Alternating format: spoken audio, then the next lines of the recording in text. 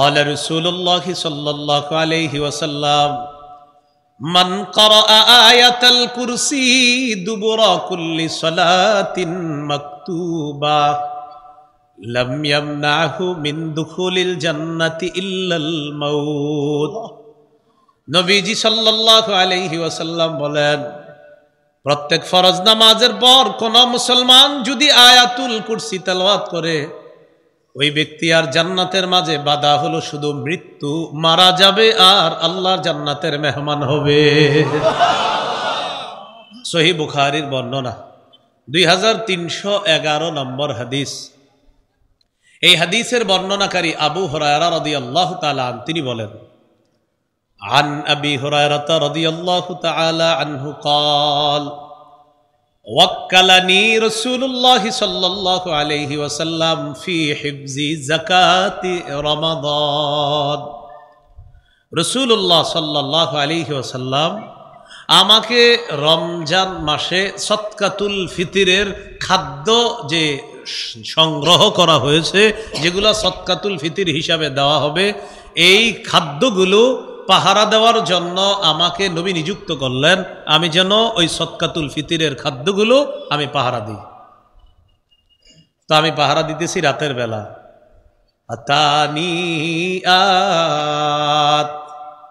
রাতের বেলা এক চোর আসছে। কে আসছে? ফাজাআলা ইয়াহসু মিনাত তাআম, চোর আসার পর খাবারের মধ্যে হাত দিস।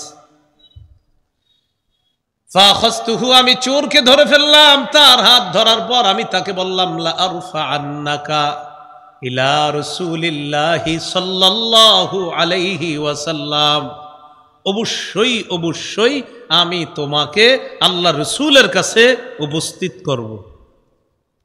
চোর বলল, ইন্নী মুহতাজ, আমি অভাবী মানুষ, ওয়ালি ইয়ালুন, আমার পরিবার আছে, আমার দায়িত্বে পরিবার আছে, ওয়ালি হাজাতুন শাদীদা, আমার প্রচন্ড অভাব, এই জন্য আমি চুরি করতে আসছি। ভাই আজকের মতো আমাকে ছেড়ে দাও, আমি আর চুরি করব না। তা আবু হুরায়রা রাদিয়াল্লাহু তাআলা আনহু বলেন, ফাখাল্লাইতু সাবিলা, আমি তাকে ছেড়ে দিলাম, তার রাস্তা আমি তাকে খুলে দিলাম, ঠিক আছে যাও, তুমি আর আসবা না, চুরি করবা না। কিন্তু ফাআসবাহতু, সকাল করলাম। সকালবেলা আল্লাহ নবী আমাকে দেখে বলে, মা ফাআলা আসিরুকাল বারিহা ইয়া আবা হুরায়রা, ও আবু হুরায়রা, তোমার বন্দী গত রাতে কি করেছে একটু বলো তো। তোমার বন্দী গত রাতে কি করেছে বলো। আল্লাহ রসুলকে আল্লাহ আগেই ওহির মাধ্যমে বিষয়টা জানায় দিয়েছে। আবু হুরায়রা রাদিয়াল্লাহু তাআলা অবাক হয়ে গেলেন, বললেন, ইয়া রাসূলুল্লাহ শাকা হাজাতান শাদীদাতান ওয়া ইয়ালা, চোর যখন আসছে আমি চোরকে ধরলাম, ধরার পর আমি বললাম তোমাকে আমি নবীর কাছে উপস্থিত করব। চোর আমাকে বলল, ভাই আমি বড় অভাবগ্রস্ত, আমার পরিবার আছে, আমার দায়িত্বে, মেহেরবানি করে আমাকে তুমি ছেড়ে দাও। হুজুর মায়া লাগছে, ছেড়ে দিস। নবীজি বললেন, কদ কাযাবাকা, চোর তোমাকে মিথ্যা কথা বলছে, ওয়া ইন্নাহু সায়াউদ, আবু হুরায়রা চোর আবার আসবে, চোর আবার আসবে, মিথ্যা কথা বলছে তোমার। তো আবু হুরায়রার শ্রোতা ভাই যারা আছেন, এই আমার এতটুকু আলোচনা সবাই বুঝছেন তো? আচ্ছা আচ্ছা ঠিক আছে। তো নবীজি বলছে চোর আবার আসবে। তো আবু হুরায়রা রাদিয়াল্লাহু তাআলা আনহু বলেন, ফাআরাফতু আন্নাহু সায়াউদু লিকাউলিন নবী সাল্লাল্লাহু আলাইহি ওয়াসাল্লাম ইন্নাহু সায়াউদ, আমি নিশ্চিত হয়ে গেলাম চোর আবার আসবে, কারণ আমার নবী বলছে সে আসবে, তার মানে নিশ্চিত সে আসবে। দ্বিতীয় দিন আমি কি করলাম, ফারাসাতুহু, আমি ওত পেতে বসে আছি। ওত পেতে বুঝেননি? আমু আইলি ধর্ম, ওত পেতে বসা মানে আজকে পুরাপুরি প্রস্তুতি। কোরআনে একটা আয়াত আছে জানেন, আল্লাহ বলেন, ইন্না রাব্বাকা লাবিল মিরসাদ, তোমার রবও কিন্তু তোমাকে ধরার জন্য প্রস্তুত হয়ে আছে। মিরসাদ, যাই হোক, সেটা নয়, রসাত্তু বলতে গিয়ে মিরসাদের কথা এসে গেছে। তা আবু হুরায়রা রাদিয়াল্লাহু তাআলা আনহু বলেন, আমি ওত পেতে বসে আছি, চোর সাহেব চলে আসছে দ্বিতীয় দিন। আসার পর ফাআখাযতুহু, আমি চোরকে ধরলাম। ধরার পর আমি তাকে বললাম লা আরফা'আন্নাকা ইলা রাসূলিল্লাহি সাল্লাল্লাহু আলাইহি ওয়াসাল্লাম, আজকে কোনো অজুহাত চলবে না, আল্লাহর নবীর কাছে আমি তোমাকে নিয়ে যাব। চোর আবার বলে ইন্নী মুহতাজ, আমি বড় অভাবগ্রস্ত, অভাবী মানুষ। ওয়ালি ইয়ালুন, আমার দায়িত্বে পরিবার আছে। ওয়ালি হাজাতুন শাদীদা, আমার খুব সমস্যা, মেহেরবানি করে ছেড়ে দাও, আমি আর কখনো আসবো না। এদিনও মায়া লাগছে, দ্বিতীয় দিনও ছেড়ে দিস। সকালবেলা নবীজির সাথে সাক্ষাৎ। নবীজি বললেন, কি আবু হুরায়রা, মা ফাআলা আসিরুকাল বারিহা, তোমার গত রাতে বন্দির খবর কি? সুবহানাল্লাহ। নবীজিরে আবার আল্লাহ জানাই দিছে সব। আবু হুরায়রা রাদিয়াল্লাহু তাআলা আনহু বললেন, হুজুর শাকা হাজাতান শাদীদা ওয়া ইয়ালান ফাখাল্লাইতু সাবিলা, প্রচন্ড সমস্যা পেশ করছে, বেচারার পরিবার আছে, হুজুর এই জন্য আমার মায়া লাগছে, আমি এই জন্য গত রাতেও তাকে ছেড়ে দিছি। নবীজি বললেন, কদ কাযাবাকা, ও তোমার মিথ্যা বলছে। ওয়া ইন্নাহু সায়াউদ, আবু হুরায়রা, চোর আবার আসবে। আবু হুরায়রা বলে, আজকে তোরে ছাড়াছাড়ি নাই, আজকে ধরবো। আগে কয়দিন হয়ে গেল? আবু হুরায়রা বলেন, আমি ইয়াকিন হয়ে গেল আজকে আবার চোর আসবে, আমি উৎপেতে বসে আছি, অনেক অপেক্ষায় আছি। চোর আসছে, আসার পর ফাখাযতুহু, ধরে ফেললাম, আর বললাম হাযিহি আখিরু সালাসি মাররাত, আজকে তৃতীয়বার, তোমারে আজকে আর ছাড়াছাড়ি নেই, আজকে শেষবার, আজকে আর ছাড়তেছি না তোমাকে। চোর বলতেছে, আবু হুরায়রা, তোমাকে আমি একটা বিদ্যা শিখিয়ে দেই। কি শিখিয়ে দিই? আমি তোমাকে একটা বিদ্যা শিখিয়ে দেই, এই বিদ্যা শিখানোর বিনিময়ে আমাকে ছেড়ে দাও। হাদিসে আসছে, সাহাবায়ে কেরাম ছিলেন এমন, তারা বিদ্যার খুব পাগল ছিলেন, বিদ্যার প্রতি তাদের খুব আগ্রহ ছিল। বিদ্যার কথা শুই না, তার প্রতি আবার দুর্বলতা শুরু হয়ে গেছে। বিদ্যা শিখাইবা তুমি? হ্যাঁ, কি বিদ্যা? চোর বলতেছে, ইদা আওয়াইতা ইলা ফিরাশিকা ফাকরা আয়াতাল কুরসি, যখন তুমি তোমার বিছানায় আসবা তখন তুমি পড়বা আয়াতুল কুরসি। তুমি তোমার বিছানায়, চোর বিদ্যা শিখাইতেছ, তুমি যখন বিছানায় আসবা তুমি আয়াতুল কুরসি পড়বা। কেন? ফাইন্নাহু লা ইয়াজালা আলাইকা মিনাল্লাহি হাফিজুন ওয়ালা ইয়াকরাবান্নাকা শাইতানুন হাত্তা তুসবিহা, তুমি যদি আয়াতুল কুরসি পড়ে ঘুমাও, সারা রাত আল্লাহর পক্ষ থেকে একজন পাহারাদার তোমাকে পাহারাদারি করবে, তোমার সংরক্ষণ রক্ষণাবেক্ষণ করবে। আর ওয়ালা ইয়াকরাবান্নাকা শাইতান, শয়তান তোমার কাছেও আসবে না সারা রাত। আবু হুরায়রা, সুন্দর বিদ্যা তো, ঠিক আছে, ছেড়ে দিস। চোরে ছেড়ে দিছে কেন? বিদ্যা শিখেছে। সাহাবায়ে কেরাম বিদ্যার প্রতি খুব লোভ ছিল, তাদের খুব আগ্রহ ছিল। তো ছেড়ে দেওয়ার পর পরের দিন আবার নবীজির সাথে সাক্ষাৎ। আবু হুরায়রা, ঘটনা কি? মা ফাআলা আসিরুকাল বারিহা, তোমার বন্দির কি খবর? গত রাতে তোমার বন্দি তোমার সাথে কি আচরণ করছে বলো। ইয়া রাসূলুল্লাহ, চোর যখন আসছে আমি পাক্কা নিয়ত করেছিলাম আজকে আর তাকে ছাড়াছাড়ি নাই। হুজুর আমার একটা বিদ্যা শিখাই দিছে, তাই লোকটাকে আমি ছেড়ে দিছি। কি শিখাইছে বলো? আমাকে বলছে, ইদা আওয়াইতা ইলা ফিরাশিকা ফাকরা আয়াতাল কুরসি, আমাকে শিখিয়ে দিচ্ছে আমি যখন বিছানার মধ্যে যাব তখন যেন আমি আয়াতুল কুরসি পড়ি। হুজুর আয়াতুল কুরসি যদি পড়ি, পড়ার পর সারা রাত একজন ফেরেশতা আমার সংরক্ষণ করবে, শুধু তাই নয়, সকাল পর্যন্ত শয়তান আমার কাছে আসতে পারবে না। এই বিদ্যা শিখাইয়া দিছে, এই জন্য আমি চোরকে ছেড়ে দিলাম।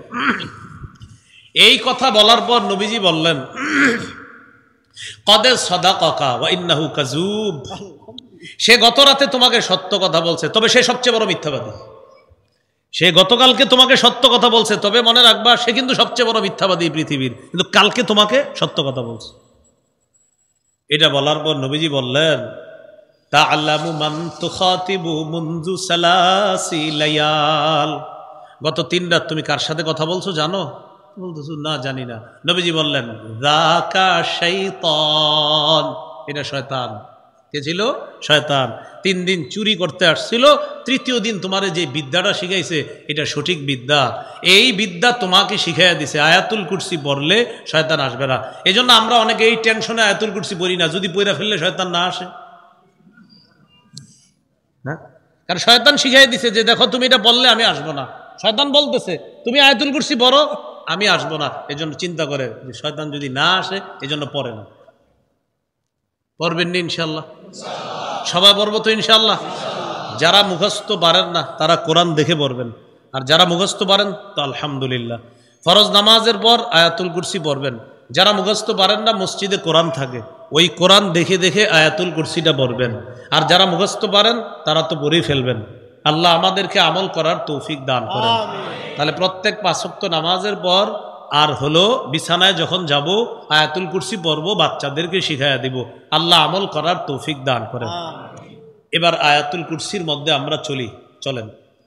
আল্লাহু লা ইলাহা ইল্লাহু, আল্লাহ বলেন আল্লাহ তিনি ছাড়া কোনো ইলাহ নাই।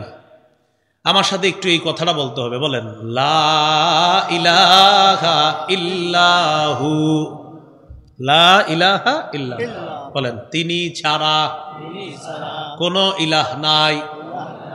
এই বাক্যটি তাওহীদের বাক্য, একত্ববাদের বাক্য। তাহলে আমি প্রশ্ন করি, আপনারা জবাব দেন। বলেন তো আয়াতুল কুরসি শুরুতে লা ইলাহা ইল্লাহু, এই বাক্যটি কিসের বাক্য? তাওহীদের বাক্য। তাহলে আল্লাহ ছাড়া কোনো ইলাহ নাই, এই বাক্যটির নাম কি বলেন তো? তাওহীদের বাক্য। আরবিতে বলে কালিমাতুত তাওহীদ। এবার আমার সাথে একটু বলেন তাওহীদের জন্য মৌলিক 4টি শর্ত। বলেন তো তাওহীদের মৌলিক শর্ত কয়টা? এবার মন দিয়ে শুনেন, আমি বলি। আমি প্রথমে বলবো, এরপর সবাই মিলে বলবো। আগে একসাথে 4টা আমি বলে ফেলি। 1 নাম্বার শর্ত, আল্লাহ ছাড়া কোনো ইলাহ নাই, এই বিশ্বাস নিয়ে মৃত্যুবরণ করা। 2 নাম্বার শর্ত, আল্লাহ ছাড়া কোনো ইলাহ নাই, এই কথায় সামান্য সন্দেহ করা যাবে না। 3 নাম্বার শর্ত, আল্লাহ ছাড়া কোনো ইলাহ নাই, মুখে বলার পাশাপাশি অন্তরেও স্বীকার করা। মুখে বললাম অন্তরে হলো না, এটা তাওহীদের শর্ত পূরণ হবে না। 3 নাম্বার শর্ত, মুখেও বলবো আল্লাহ ছাড়া কোনো ইলাহ নাই, অন্তরে বিশ্বাস করা। 4 নাম্বার শর্ত, এই পৃথিবীতে যা কিছু আছে সব কিছুর চাইতে আল্লাহকে বেশি ভালোবাসা। এই হলো তাওহীদের 4টা শর্ত। এবার বলেন প্রিয় ভাইরা, লা ইলাহা ইল্লাহু, আল্লাহ ছাড়া কোনো ইলাহ নাই, এটি কিসের বাক্য? তাওহীদের কয়টি শর্ত? এবার আমার সাথে বলতে পারেন, বলেন 1 নম্বর, আল্লাহ ছাড়া কোনো ইলাহ নাই, এই বিশ্বাস নিয়েই মৃত্যুবরণ করতে হবে। এটা হলো 1 নম্বর শর্ত। সহিহ বুখারীর বর্ণনা 26 নম্বর হাদিস। عن عثمان رضي الله تعالى عنه قال قال رسول الله صلى الله عليه وسلم من مات وهو يعلم أنه لا إله إلا الله دخل الجنة। আল্লাহ নবী বলেন, কোন ব্যক্তি যদি এমন অবস্থায় মারা যায় তার বিশ্বাস হলো আল্লাহ ছাড়া কোনো ইলাহ নাই, কোন ব্যক্তি যদি এমন অবস্থায় মারা যায় যার বিশ্বাস হলো আল্লাহ ছাড়া কোনো ইলাহ নাই, নবী বলেন তাকে জানায়া দাও দাখলাল জান্নাহ, সে জান্নাতের মেহমান হয়ে যাবে। আল্লাহ ছাড়া কোনো ইলাহ নাই, এটা বিশ্বাস নিয়ে মরতে হবে। সহিহ বুখারীর বর্ণনা 1237 নম্বর হাদিস। জিবরিল আমিন নবীজির কাছে আসার পর রাসূল সাল্লাল্লাহু আলাইহি সাল্লামকে বললেন, বাশশির উম্মাতাকা আন্নাহু মান মাতা মিন উম্মাতিকা লা ইউশরিকু বিল্লাহি শাইআ দাখালাল জান্নাহ। নবী, আপনি আপনার উম্মতকে সুসংবাদ দেন, আপনার উম্মত যদি এমন অবস্থায় মারা যায় যে সে আল্লাহর সাথে কোনো অংশীদার সাব্যস্ত করে না, তাকে জানায়া দেন সে যদি অপরাধের কারণে জাহান্নামে সাজা ভোগ করেও একদিন সে জাহান্নাম থেকে বের হয়ে জান্নাতে প্রবেশ করবে।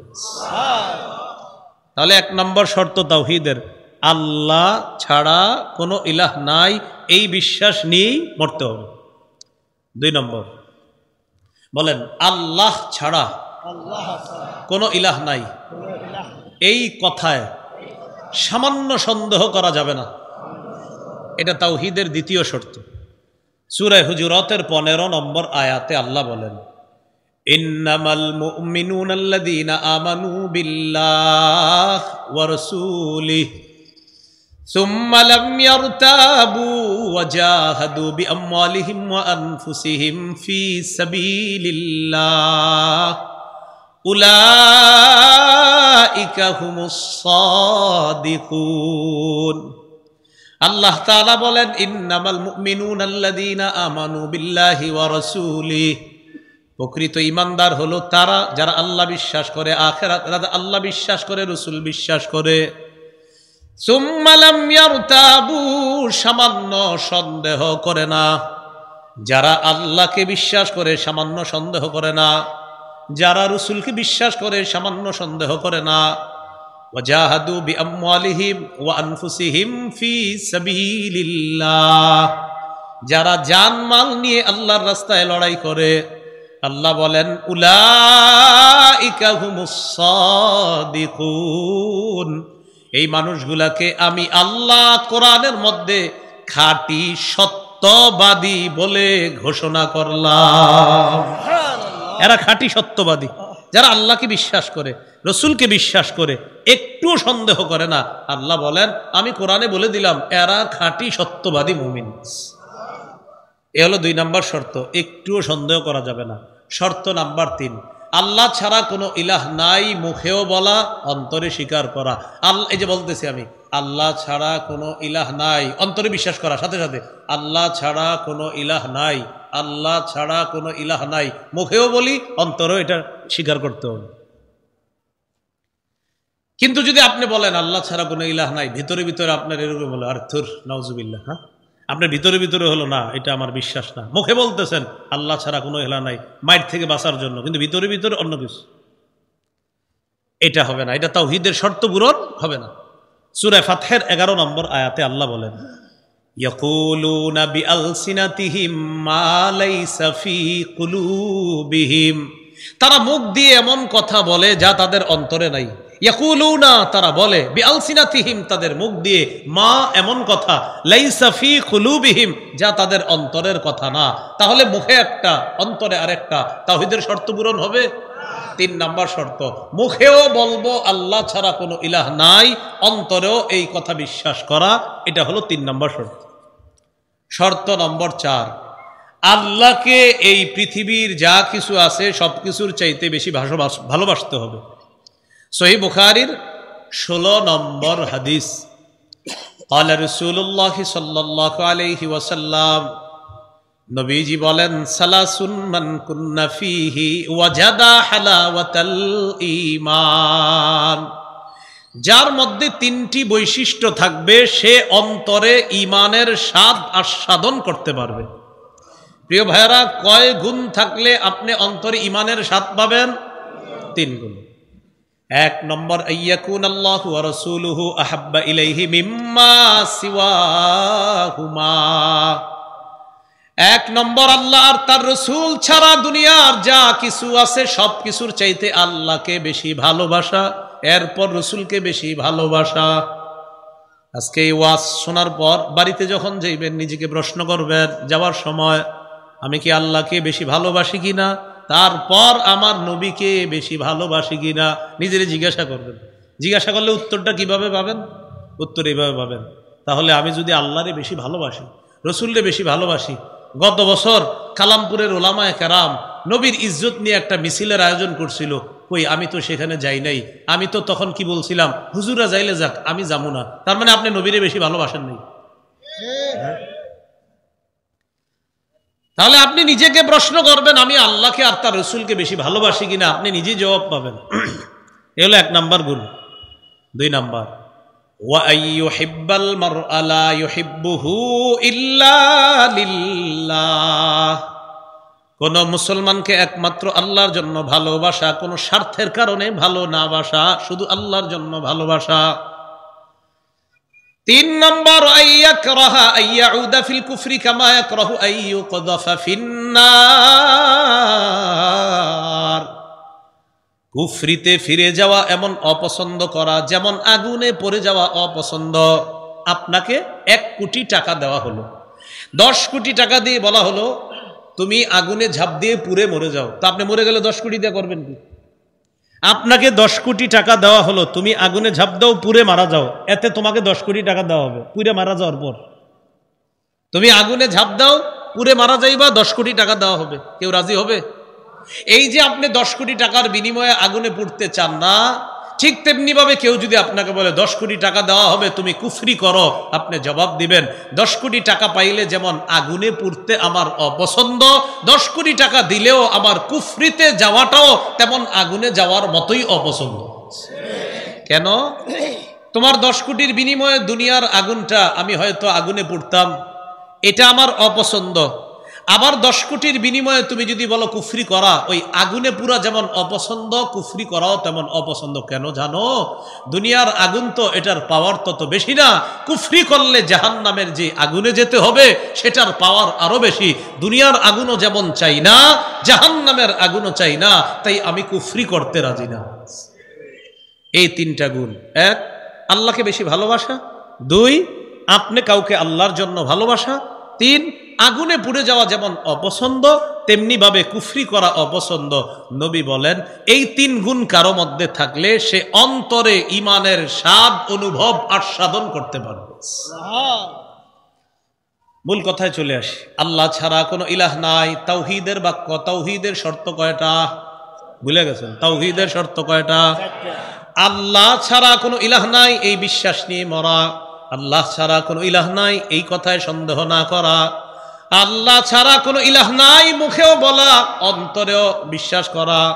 4 নাম্বার, আল্লাহকে সবচাইতে বেশি ভালোবাসা। এইভাবে তাওহীদের স্বীকৃতি দিয়ে যদি মারা যান ইনশাআল্লাহ একদিন জান্নাতে যাবেন।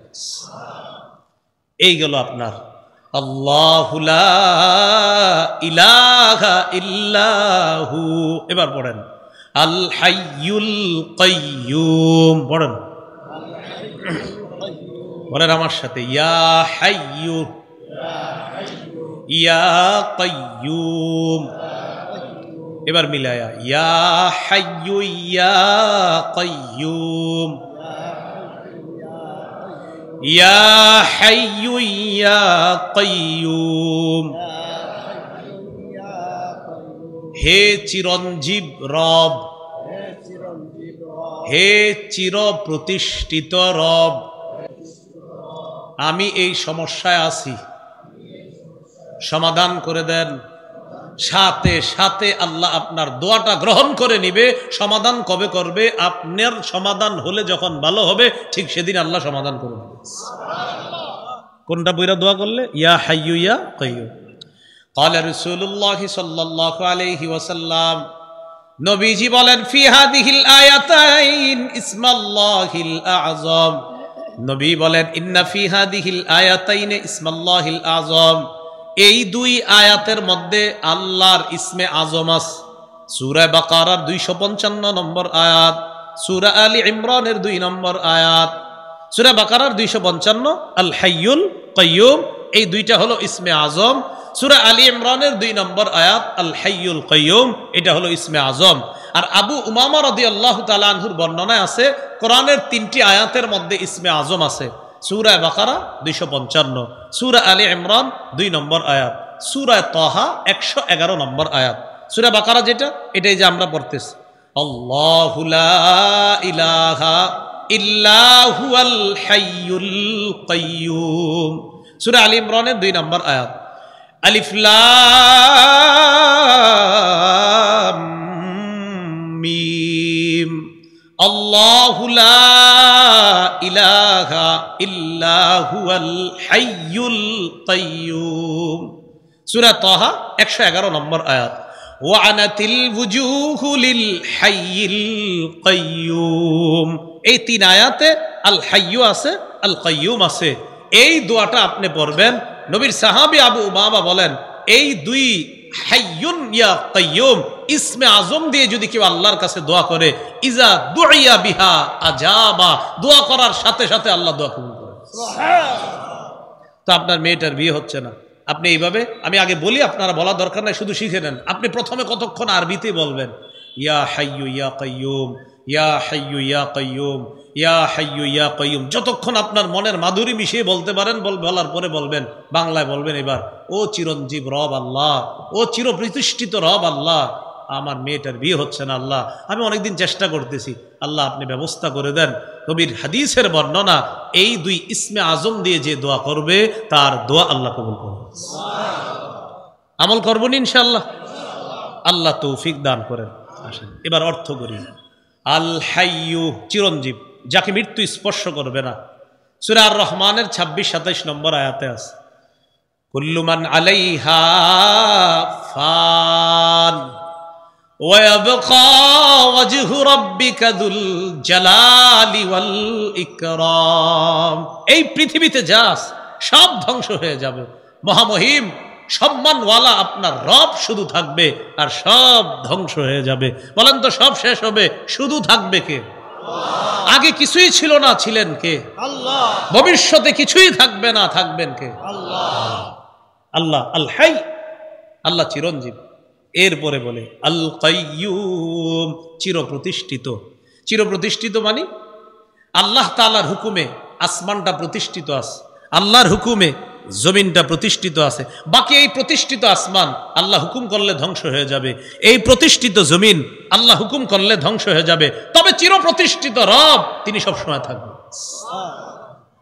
সূরা রুমের মধ্যে আছে, ওয়ামিন আয়াতিহি আন তাকুমাস সামাউ ওয়াল আরদু বিআমরিহি, 21 পারা 6 নম্বর পৃষ্ঠার একদম শুরু আয়াতটা। আল্লাহ তাআলা নিদর্শনাবলীর মধ্যে এটাও একটা নিদর্শন, আন তাকুমাস সামাউ ওয়াল আরদু বিআমরিহি, আসমান দাঁড়িয়ে আছে আল্লাহর হুকুমে, জমিন দাঁড়িয়ে আছে আল্লাহর হুকুমে। আসমানের দিকে আমরা তাকাই, তাকানোর পর চিন্তা করি এই আসমান কিভাবে খুঁটি ছাড়া দাঁড়িয়ে আছে।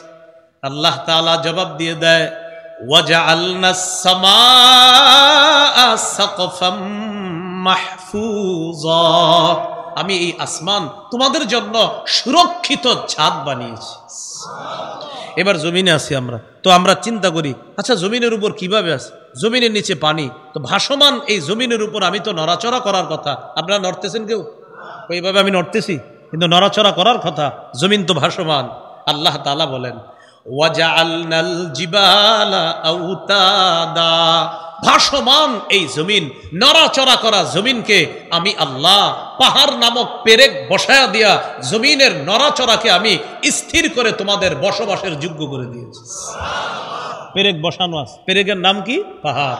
এই পাহাড় দিয়ে আল্লাহ এটা পেরেক বসাইছে, এই জমিনের নড়াচড়া আল্লাহ বন্ধ করে দিয়েছে। এই হলো আপনার আল হাইয়ুল কাইয়ুম। জমিন প্রতিষ্ঠিত আছে আল্লাহর হুকুমে, আসমান প্রতিষ্ঠিত আছে আল্লাহর হুকুমে, তবে এটি চিরপ্রতিষ্ঠিত না। রব যতদিন চান ততদিন থাকবে, রব যখন চাইবেন ধ্বংস হয়ে যাবে, তবে একমাত্র আমার রব তিনি চিরপ্রতিষ্ঠিত থাকবেন, তিনি হলেন আল কাইয়ুম, তিনি আল্লাহ। এই হলো আল হাইয়ুল কাইয়ুম। এরপরে আল্লাহ বলেন, লা তাখুযুহু সিনাতু ওয়ালা নাওম, তন্দ্রা তাকে স্পর্শ করে না, নিদ্রা তাকে স্পর্শ করে না। তন্দ্রা কাকে বলে? দেখেন, না না ঘুম না, এই যে তন্দ্রা, এটা তন্দ্রা, এটা তন্দ্রা। নিদ্রা একবারে ঘুমায় গেছেন আর খুঁজে পাওয়া যাইতেছে, এটা হলো নিদ্রা। একটু ভাবেন তো, আমি আপনি কত সুন্দর ঘুমাই, আর আমার রবের কোনো নিদ্রা নাই, তন্দ্রা নাই। আমাকে আপনাকে আমার রব কত সুন্দর করে হেফাজত করতেছে, ঘুমন্ত বান্দাকে রব হেফাজত করতেছে, অথচ রবের কোনো ঘুম নাই, তন্দ্রা নাই, নিদ্রা নাই। আমি আপনি নিদ্রায় আছি, তো আমাদেরকে আল্লাহ হেফাজত করতেছে। লা তাখুযুহু সিনা, তন্দ্রা তাকে স্পর্শ করে না, ওয়ালা নাওম, নিদ্রা তাকে স্পর্শ করে না। ইবনে মাজার হাদিস, قال رسول الله صلى الله عليه وسلم إن الله لا ينام ولا ينبغي له أن ينام। নবীজি বলেন, নিশ্চয়ই আল্লাহ তাআলা ঘুমান না। বলেন সবাই, নিশ্চয়ই আল্লাহ তাআলা ঘুমান না। সুন্দর করে মন থেকে মহব্বতের সাথে বলেন, নিশ্চয়ই আল্লাহ তাআলা ঘুমান না। ওয়ালা ইয়ামবাগি লাহু আইয়ানামা, রবের জন্য ঘুম শোভাও পায় না। সুবহানাল্লাহ। আল্লাহ তাআলা ঘুমান না, রবের জন্য ঘুম শোভাও পায় না। নবীজি বলেন রব ঘুমান না, রবের জন্য ঘুম শোভাও পায় না। লা তাখুযুহু সিনাতু ওয়ালা নাওম। এরপরে আল্লাহ বলেন লাহু মা ফিস সামাওয়াতি ওয়া মা ফিল আরদ। আল্লাহ তাআলা বলেন আসমান জমিনের সবকিছু তার। এবার আমি প্রশ্ন করি, আপনারা সুন্দরভাবে মনের মাধুরী মিশিয়ে জবাব দিবেন। আসমান জমিনের সবকিছু কার? আল্লাহ। মাশাআল্লাহ। আল্লাহ বলে আসমান জমিনের সবকিছু তার। তো আমরা বলি আসমান জমিনের সবকিছু কার? আল্লাহ। সূরা মারইয়ামের 93 নম্বর আয়াতে আল্লাহ বলেন ইন কুল্লু মান ফিস সামাওয়াতি ওয়াল আরদি ইল্লা আতির রহমানি আবদা। আসমান জমিনের যারা আছে সবাই রহমানের কাছে দাস রূপে উপস্থিত হবে। কাফেররা আল্লাহকে আল্লাহ মানে না, কিন্তু ওরাও আল্লাহর গোলামি করতেছে অনিচ্ছায়। কিভাবে? ভাত খায়নি, আলো নেয়নি, বাতাস নেয়নি। তো আলো বাতাস কে দেয়? আল্লাহরে আল্লাহ মানে না, কিন্তু আল্লাহর বাতাস খায়, আল্লাহর আলো নেয়, আল্লাহর খাবার খায়, আল্লাহর রিজিক খায়। আল্লাহর এক একটা চাউলের পিছনে আল্লাহর ফেরেশতারা কত মেহনত করে, সেই চাউল খাওয়ার পরেও নাফরমান কিভাবে বলে আল্লাহ বিশ্বাস করে না। তাহলে আসমান জমিনের সব কার? আল্লাহ। এটাই সূরা মারইয়ামের 93 নম্বর আয়াতে বলেন আসমান জমিনের যারা আছে সবাই রহমানের কাছে দাস হয়ে উপস্থিত হবে। আল্লাহ আমাদেরকে রহমানের আমরা যেন দাসত্ব করতে পারি, আল্লাহ তৌফিক দান করেন। তাহলে এবার বলেন আসমান জমিনের সবকিছু কার? আল্লাহ। তাহলে ইবাদত হবে কার? আল্লাহ। হুকুম হবে কার? আল্লাহ। আসমান কার? আল্লাহ। জমিন কার? আল্লাহ। সৃষ্টি কার? আল্লাহ। তাহলে সৃষ্টি চলবে, এই সৃষ্টিটা চলার হুকুম হবে কার? আল্লাহ। না, আল্লাহর হুকুমে তো চলতে চাচ্ছি না আমরা। আল্লাহ লাহুল খালকু ওয়াল আমর, সৃষ্টি তার, হুকুম তার। তাই আমাদের দেশেও কোরআনের সংবিধান অনুযায়ী তার হুকুম হবে। সৃষ্টিকার আল্লাহ, আসমান জমিন কার? আল্লাহ। সৃষ্টিকার আল্লাহ, জমিন কার? আল্লাহ। মানুষ কার? আল্লাহ। আইন চলবে কার? আল্লাহ। তাই আমরা আমাদের দেশে কোরআনের আইন চাই। আইন চলবে কার? আল্লাহ। এজন্য ডেলি 2 রাকাত নামাজ পড়বেন। নামাজ পড়ে আল্লাহরে বলবেন আল্লাহ আপাতত আপনি শুকরিয়া আদায় করি, আমগো দেশের প্রধান কোনো নারী না, এটা প্রথম শুকরিয়া। দ্বিতীয় দোয়া করবেন আল্লাহ ভবিষ্যতে যেন আল্লাহর হস্তে মেহেরবানি করে আল্লাহ আমাদের প্রধান কোনো নারীকে আপনি বানায়েন না, এটা 2 নম্বর দোয়া। কেন? নবী বলেন লা ইউফলিহা কওমুন ওয়াল্লাহু আমরাহুম ইমরাআতান, ওই জাতি কিছুতেই সফল হবে না যেই জাতি তাদের নেতৃত্বে কোনো নারী বসায়। তাহলে প্রথম বলবেন আল্লাহ আপনার শুকরিয়া যে আমরা এখন কোনো নারীর অধীনে নাই। 2 নম্বর বলবেন আল্লাহ ভবিষ্যতে কোনো নারী যেন প্রধান না হয়। 3 নম্বর দোয়া করবেন আল্লাহ মরার আগে বাংলাদেশে ইসলামী হুকুমত দেখে যেতে চাই। দোয়া করবেন না ইনশাআল্লাহ? আল্লাহ তৌফিক দান করেন। তো চলে আসি লাহু মা ফিস সামাওয়াতি ওয়া মা ফিল আরদ, আসমান জমিনের সবকিছু কার? আল্লাহ। সৃষ্টিকার আল্লাহ, আসমান কার? আল্লাহ। জমিন কার? আল্লাহ। আমরা কার? তো আইন কার? আল্লাহ। হ্যাঁ, এটা এইভাবে বলবেন, এইভাবে বলবেন আরেকজনকে, এই তুমি বলো তো আসমান কার? তো সে বলবে আল্লাহ। বলো জমিন কার? সে বলবে আল্লাহর। তখন আপনি বলবেন তুই কার? তো সে বলবে আমি আল্লাহর।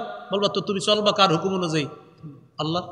সুবহানাল্লাহ, তোমার সব আল্লাহর, তো তুমি চলবা কিভাবে? আল্লাহর হুকুম অনুযায়ী। এরপরে আল্লাহ বলেন মান যাল্লাযী ইয়াশফাউ ইনদাহু ইল্লা বিইজনিহি, কে আছে আল্লাহর হুকুম ছাড়া আল্লাহর কাছে সুপারিশ করবে? আল্লাহর অনুমতি ছাড়া আল্লাহর কাছে সুপারিশ করার কে আছে বলো? আল্লাহ তাআলা সূরা নাজমে বলেন 27 পারা 6 নম্বর পৃষ্ঠার শুরু আয়াত, ওয়া কাম মিন মালাকিন ফিস সামাওয়াতি লা তুগনি শাফাআতুহুম শাইআ ইল্লা মিন বাদি আইয়াযানাল্লাহু লিমান ইয়াশাউ ওয়া ইয়ারদা। আল্লাহ তাআলা বলেন আসমানের কত ফেরেশতা, তাদের সুপারিশ কোনো কাজে আসবে না, তবে আল্লাহ যার জন্য চায়, যাকে আল্লাহ পছন্দ করেন, আল্লাহ যদি হুকুম দেয়, অনুমতি দেয়, তার সুপারিশ কাজে আসবে। আল্লাহ বলেন আমার অনুমতি ছাড়া সুপারিশও কোনো কাজে আসবে না। সহিহ বুখারী 4712 নম্বর হাদিস। কিয়ামতের ময়দান কায়েম হয়ে গেছে, সব মানুষগুলা কঠিন বিপদে আছে। এত কঠিন বিপদের মধ্যে আস, বুখারীর বর্ণনায় আসছে কারো ঘাম হবে গুনাহের পা পরিমাণ, কারো গুনাহের মিটার হবে হাঁটু পরিমাণ, ওই পরিমাণ ঘাম হবে, কারো মিটার হবে কোমর পরিমাণ, কারো হবে কান পরিমাণ, ইউলজিমুহুল আরাকু ইলজামা, কারো কারো অবস্থা হবে এমন ঘামের ভিতরে সে হাবু ডুবু খাবে, গুনাহের ঘাম। কতটুকু?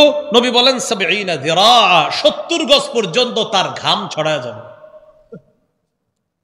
এই ঘামের মধ্যে তার হালাত হবে এই। তখন টেনশনে পড়ে বলবে কি করা যায়?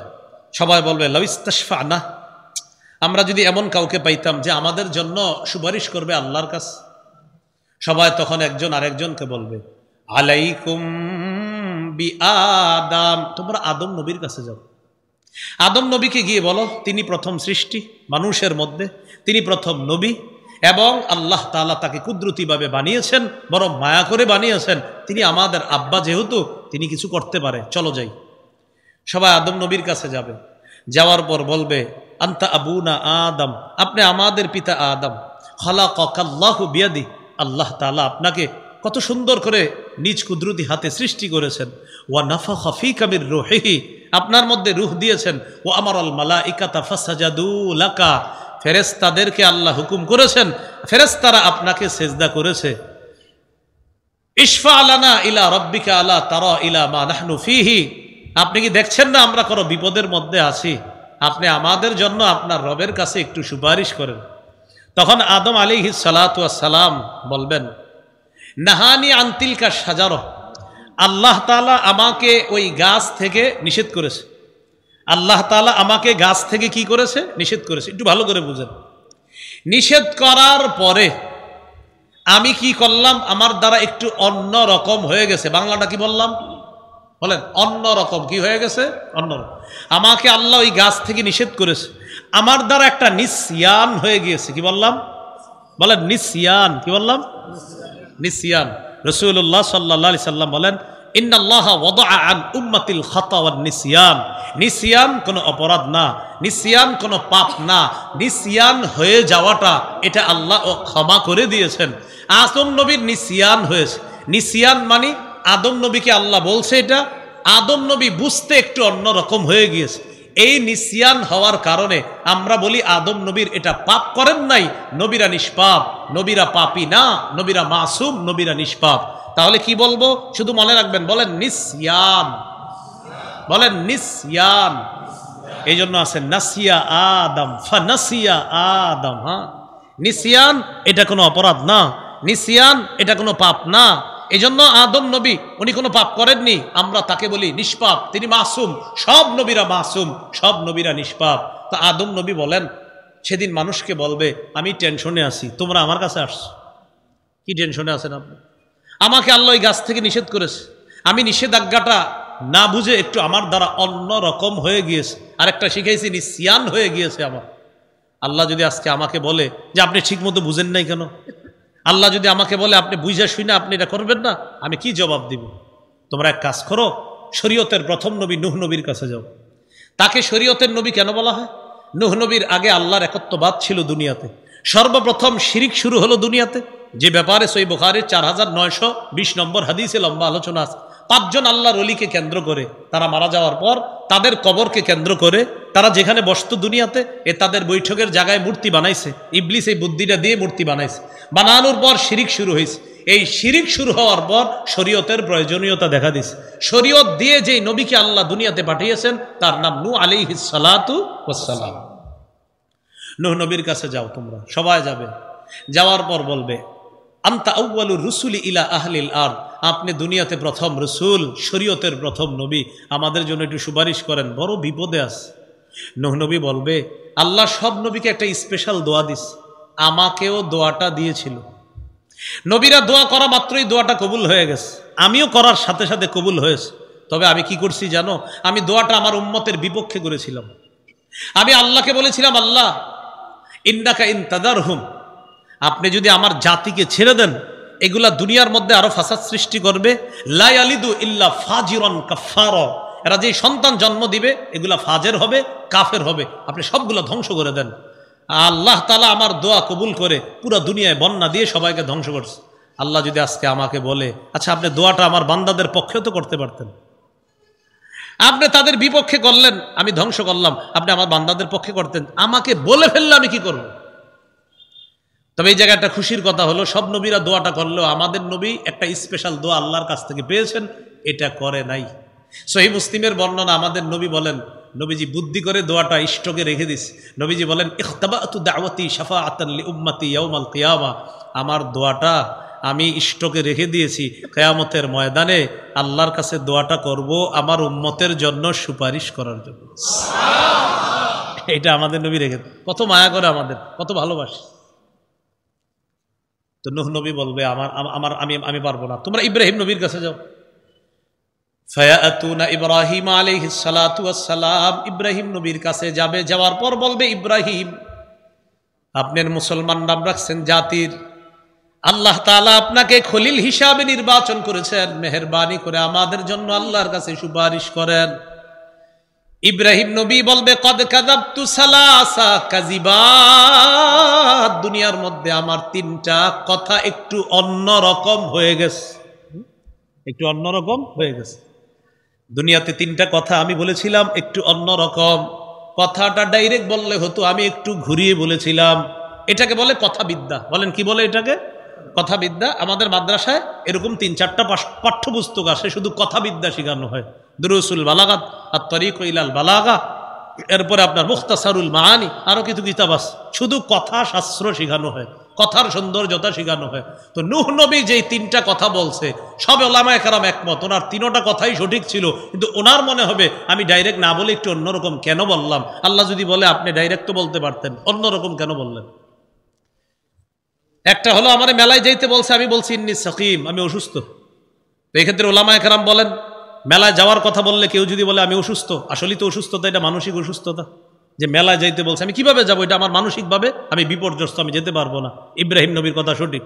তা আল্লাহ যদি বলে, ইব্রাহিম আপনি তো শারীরিক অসুস্থ ছিলেন না, জাতি তো আপনাকে বুঝছে শারীরিক অসুস্থ, আপনি তো বুঝাইছেন অন্য অসুস্থতা, আপনি এমন কথা কেন বললেন যেটা আপনি বুঝাইছেন একটা, জাতি বুঝছে আর একটা? তো ইব্রাহিম নবী বলে, আমি টেনশনে আছি যদি বলে ফেলে। 2 নাম্বার, সবাই মেলায় যাওয়ার পর তাদের সবগুলা খোদা আমি ভেঙে ফেলছি, একটার কাঁধের উপরে কুড়াল ঝুলে রাখছি। আসছে, আসার পর আমাকে ডাকছে, ডাকার পর বলল, মান ফাআলা হাদা বিআলিহাতিনা ইয়া ইব্রাহিম, ইব্রাহিম আমাদের খোদাদের সাথে আচরণ কে করেছে? আমি বললাম, বাল ফাআলাহু কাবীরুহুম হাদা, ফাআলাহু কাবীরুহুম হাদা। ইব্রাহিম বললেন, তাদের এই বড়টা, কি বললেন? তাদের এই বড়টা। উনি বুঝাইছে যে তাদের বড়টা মানে আমি, আর এরা বুঝছে বড় খোদা। তা আল্লাহ তাআলা যদি বলেন, ইব্রাহিম আপনি এমন কথা কেন বললেন যেটা জাতি বুঝছে, ওইটা আপনি বুঝাইছেন নিজেরে। 3 নম্বর, আমি আমার বিবিকে নিয়ে মিশর দেশের উপর রওনা করছি। মিশরের তৎকালীন বাদশার নাম সিনান ইবনে ইলওয়ান, বড় খারাপ বাদশা ছিল, চরিত্রটা খারাপ ছিল। তার চরিত্র ছিল, কোনো সুন্দরী নারী ওই এলাকায় প্রবেশ করলে তার সাথে সে চরিতার্থ করার জন্য চেষ্টা করত। বলি নাউজুবিল্লাহ। ইব্রাহিম নবী তার বিবিকে পাঠানোর আগে বলে দিলেন, তুমি যখন যাবা বাদশার সামনে, তুমি বলবা না তুমি আমার বিবি, বলবা তুমি আমার বোন। কি বলবা? বোন। ইব্রাহিম নবী আদম নবীর ছেলে, সারা আদম নবীর মেয়ে, সেই হিসাবে ভাই বোন। ইব্রাহিম আদমের সন্তান, সারা আদমের মেয়ে, সেই হিসাবে ভাই বোন।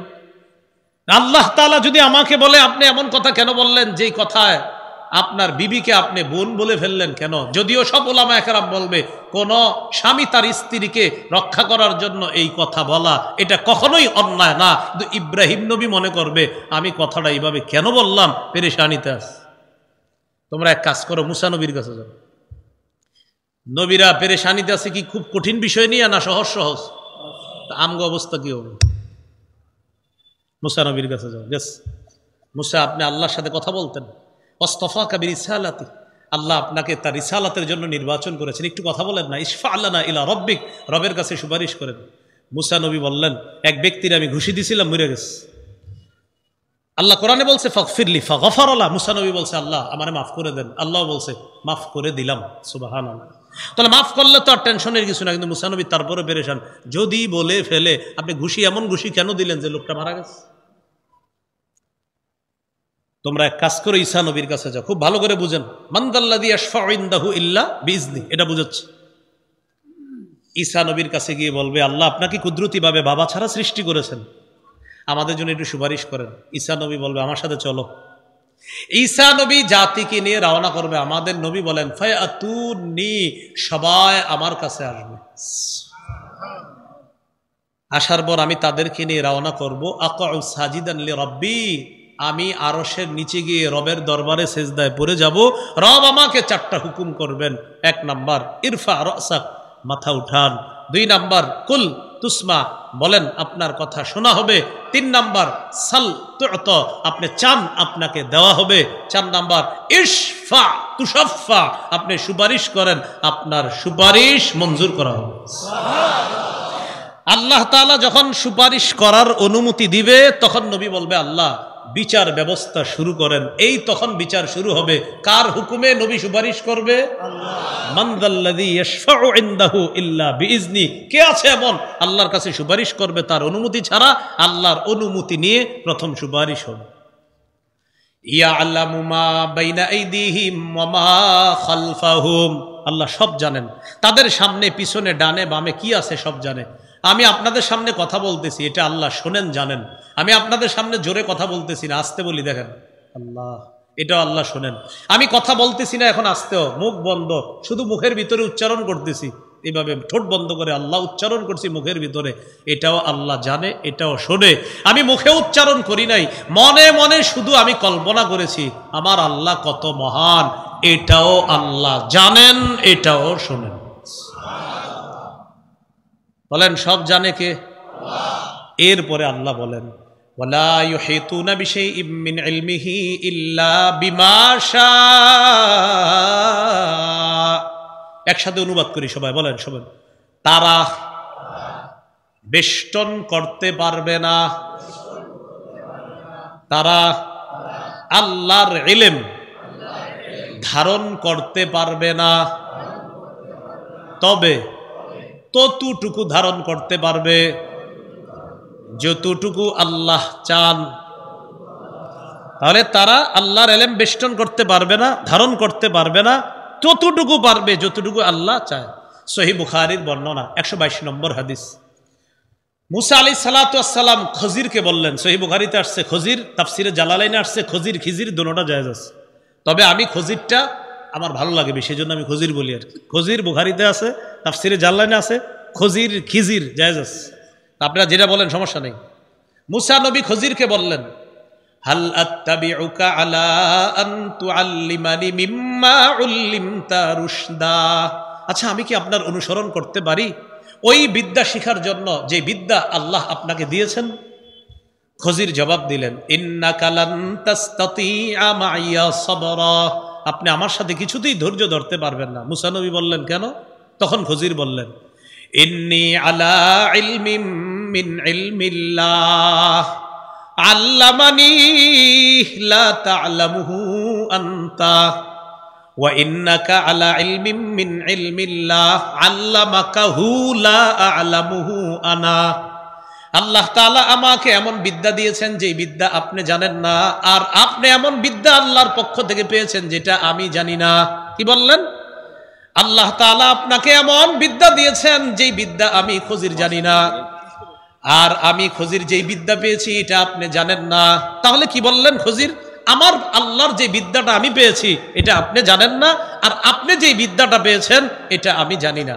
তো এই কথা বলার পর খজির কি বললেন দেখেন, মুসা নবী কি বললেন? সাতাজিদুনি ইনশাআল্লাহু সাবিরাও ওয়ালা আ'সি লাকা আমরা, ইনশাআল্লাহ আপনি আমাকে ধৈর্যশীল পাবেন, আমি আপনার অবাধ্য হব না, আপনি আমাকে নিতে পারেন, আমি আপনার থেকে একটু বিদ্যা অর্জন করব। ফাজআলা ইয়ামশিয়ানি আলা সাহিলিল বাহ, খজির এবং মুসা দুজন সমুদ্রের পার দিয়ে চলতে লাগলেন। চলতে চলতে হঠাৎ নৌকা দেখছে, নৌকার মাঝির সাথে খজিরের কথা হয়েছে। খজির বললেন শোনো আমার কাছে টাকা নাই, আমার সাথে যিনি আছে তার কাছেও টাকা টুকা নাই, ভাড়া নাই, আমাকে দুজনে ভাড়া ছাড়া উঠাও। ফাহামালুহুমা বিলা নাউলিন, দুজনকে ভাড়া ছাড়া নৌকায় উঠাইছে। এবার যে কথাটা ওয়ালা ইউহিতুনা বিশাইইম মিন ইলমিহি ইল্লা বিমা শাআ, এটা বুঝাইতেছে। ফাজা উসফুরুন, একটা চড়ুই পাখি আসছে, আসার পর নৌকার কিনারায় বসছে, বসার পর নাকারা নাকারাতান আও নাকারাতাইন, সমুদ্রে চড়ুই পাখি তার ঠোঁটটা ডুবাইছে, ডুবানোর পর ঠোঁটের মধ্যে পানি আসছে, বলেন তো কয় কেজি হবে? আধা কেজি না 1 পা? হ্যাঁ, সবাই ভাবে দেখান কতটুকু? খুজির বললেন, মুসা আমার বিদ্যা আপনার বিদ্যা, চড়ুই পাখির মুখে যেই ফোঁটাটা দেখতেছেন এটা, আর সমুদ্র যেটা দেখতেছেন এটা আল্লাহর বিদ্যা। তাহলে আমার আপনার বিদ্যার দৃষ্টান্ত চড়ুই পাখির মুখে ওই সামান্য ফোঁটা, আর আল্লাহর বিদ্যা হলো এই পরিমাণ। তাহলে আমরা কোরআন হাদিসের বিদ্যা যারা শিখি, বেশি বেশি শুকরিয়া করা, বলেন আলহামদুলিল্লাহ। আমরা কত ভাব ধরি মাঝে মাঝে যে আমাদের, অথচ বিদ্যা কতটুকু বলেন না। যেমন মাঝে মাঝে বলেন, হুজুর আপনি যে কি একটা, হুজুর আপনার কি এলেম, আপনার বিদ্যা বুদ্ধির শেষ নাই। এইটা দিয়ে এত ভাব, মানে বলবে মাঝে মাঝে, আরে ফাড়াই লাইতেছে অনেক এলেম। যখন এরকম বলবে তখন এরকম বলবে, এতটুকু। আল্লাহ বুঝার তৌফিক দান করেন। ওয়ালা ইউহিতুনা বিশাইইম মিন ইলমিহি ইল্লা বিমা শা। ততটুকু বিদ্যা অর্জন করতে পারবে, ধারণ করতে পারবে যতটুকু আল্লাহ চায়। এরপরে আল্লাহ বলেন, ওয়াসিআ কুরসিয়্যুহুস সামাওয়াতি ওয়াল আরদ, আসমান জমিন বেষ্টন করে আছে তার কুরসি। ওয়ালা ইয়াউদুহু হিফযুহুমা, আসমান জমিন সংরক্ষণে তাকে বেগ পেতে হয় না, তার কোনো কষ্ট হয় না, আল্লাহকে বেগ পেতে হয় না। ওয়া হুয়াল আলিয়্যুল আযীম, তিনি অধিক ঊর্ধ্বে, আল আযীম, তিনি মহান, তিনি মহান। আল্লাহ আমাদের সকলকে আয়াতুল কুরসির আমলটা আমাদের জীবনে যেন আমরা বাস্তবায়ন করতে পারি, আল্লাহ তাআলা তৌফিক দান করেন।